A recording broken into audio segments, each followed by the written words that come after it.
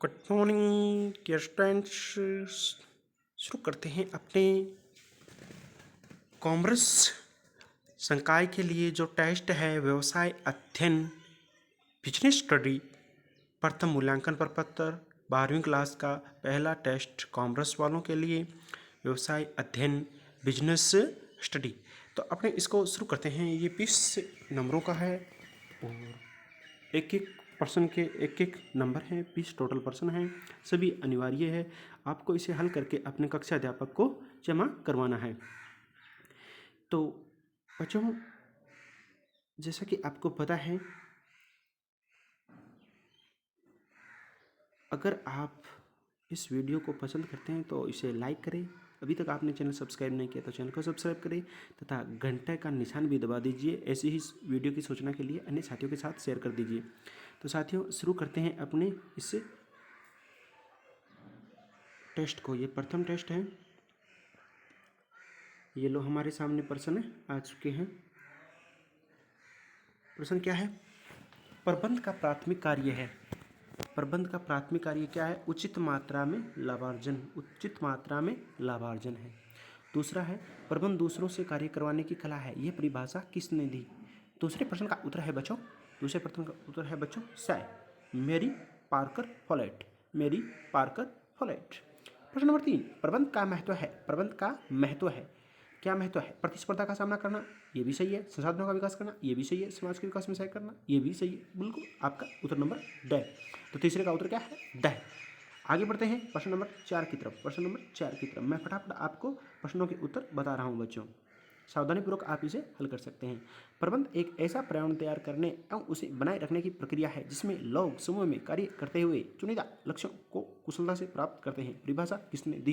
प्रश्न नंबर 4 का उत्तर क्या है? ए, हैरल्ड कुंटज। किसने दी थी? हैरल्ड कुंटज। प्रश्न नंबर 5, प्रबंध के प्रमुख कार्य है नियंत्रण, नियोजन, संगठन, ये सभी सही है। तो आपका उत्तर नंबर है ड। पांचवें का उत्तर क्या? ड। प्रश्न नंबर 6 की बात करते हैं। प्रश्न नंबर 6, प्रशासनिक प्रबंध का प्रतिपादन किया। प्रश्न नंबर 6 का उत्तर क्या है? Henry Fayol. ब, हेनरी फेयोल। Henry Fayol. प्रश्न नंबर 6 के बाद प्रश्न नंबर 7, हेनरी फेयोल ने प्रबंध के कितने सिद्धांत प्रतिपादित किए? हेनरी फेयोल ने प्रबंध के कितने सिद्धांत प्रतिपादित किए? 7वें का उत्तर क्या है? 14। कितने? 14। आगे बढ़ते हैं प्रश्न नंबर 8 की तरफ। प्रश्न नंबर 8 क्या है? हेनरी फेयोल के प्रबंध के सिद्धांत है। हेनरी फेयोल के प्रबंध के सिद्धांत हैं। तो 8 का उत्तर है आपका कार्य विभाजन, आदेश की एकता, निर्देश की एकता, ये सभी है। तो 8 का उत्तर क्या है? ड। 8 का उत्तर क्या है? 9वां देखो, हेनरी फेयोल की 1917 में प्रकाशित पुस्तक का नाम था। हेनरी फेयोल की 1917 में प्रकाशित पुस्तक का नाम क्या था? ये नाम था administration in strictly eight generally. तो 9वें का उत्तर है बच्चों ए। 9वें का उत्तर क्या है? ए। आगे बढ़ते हैं प्रश्न नंबर 10। प्रश्न नंबर 10 की तरफ। फेयोल के पहल क्षमता सिद्धांत से तात्पर्य है। फेयोल के पहल क्षमता सिद्धांत से तात्पर्य है। तो आपको 10वें का उत्तर देखना है। 10वें का उत्तर क्या है? कर्मचारियों में सोपान श्रृंखला, अधिकारियों के विकेंद्रीकरण से योजना निर्माण की दिशा में पहल कदम उठाना, कर्मचारियों में अनुशासन से। तो बच्चों, आपके 10वें का उत्तर है स, योजना क्रियान्वयन की दिशा में पहल कदम उठाना। प्रश्न नंबर 11, वैज्ञानिक प्रबंध का जनक कहा जाता है। वैज्ञानिक प्रबंध का जनक कहा जाता है F.W. टेलर को।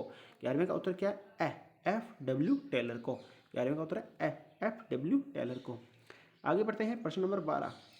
प्रश्न नंबर 12 में क्या लिखा हुआ है? प्रबंध एक पेशा है, इसकी विशेषता है। प्रबंध एक पेशा है, इसकी विशेषता है। तो प्रबंध परिभाषित ज्ञान का समय होता है, ये भी सही है। प्रबंधकों के लिए आचार संहिता होती है, ये भी सही है। तो मतलब आपका उत्तर हो गया स, ए और प दोनों। तो 12वें का उत्तर क्या है आपका? स।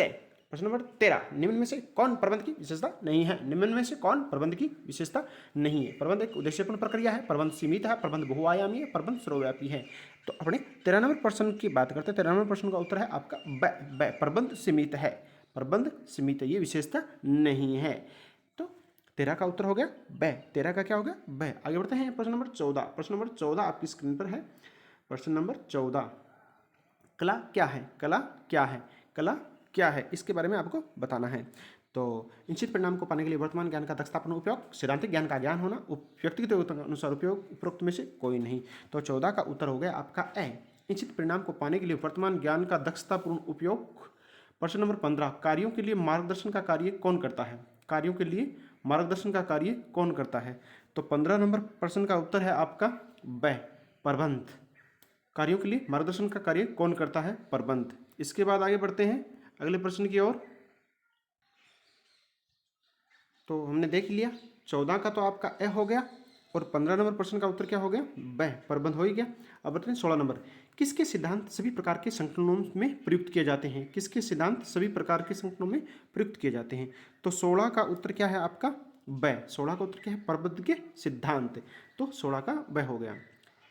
तो इस प्रकार से आगे बढ़ते हैं, सावधानी पूर्वक आप इन्हें हल कर लेना, किसी प्रकार की कोई दिक्कत न आए। 14 का ए, 15 का ब, 16 का ब।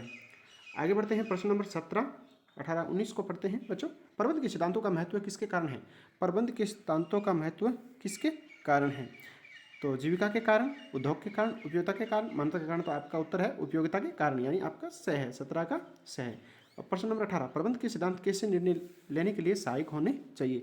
प्रबंध के सिद्धांत कैसे निर्णय लेने के लिए? बेवाक निर्णय, संयोग निर्णय, विचारपूर्ण निर्णय, इनमें से कोई नहीं।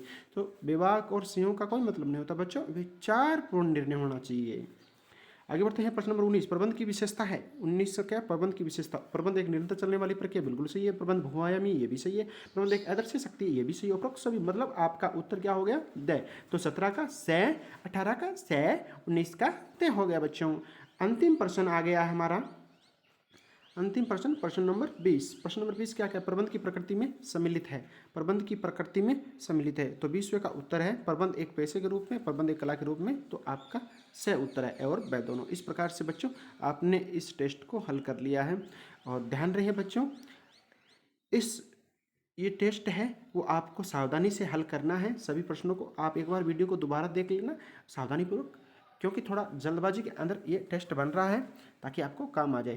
तो आप सावधानीपूर्वक इसको हल करके आप अपने कक्षा अध्यापक को जमा करवा देना बच्चों। कक्षा अध्यापक को जमा करवा देना, ये नंबर आपके जुड़ने वाले हैं, आपके एग्जाम में जुड़ने वाले हैं, रिजल्ट में जुड़ने वाले हैं। अब की बार किसी न किसी प्रकार से, चाहे ऑफलाइन हो ऑनलाइन हो, आपका पेपर होने वाला है, आपको क्रमांकित नहीं किया जाएगा। तो बच्चों आप वीडियो को लाइक करें, और अभी तक आपने चैनल सब्सक्राइब नहीं किया तो हमारे चैनल को सब्सक्राइब कर दीजिए और घंटे का निशान भी दबा दीजिए, ताकि आपको ऐसी सूचना मिलती रहे। और बच्चों अपने अन्य साथियों के साथ शेयर कर दीजिए, ताकि जो फायदा आप उठा रहे हो वो भी उठा सकते हैं। तो सभी प्रकार की जो हिंदी अनिवार्य, अंग्रेजी अनिवार्य की, लेखा शास्त्र की, वो सारी के सारे टेस्ट है उनको हल किया गया है। तो आप इस चैनल पर जाके आप उनको देख सकते हैं। तो बच्चों हम अगली क्लास में मिलेंगे, तब तक के लिए टाटा बाय बाय बच्चों।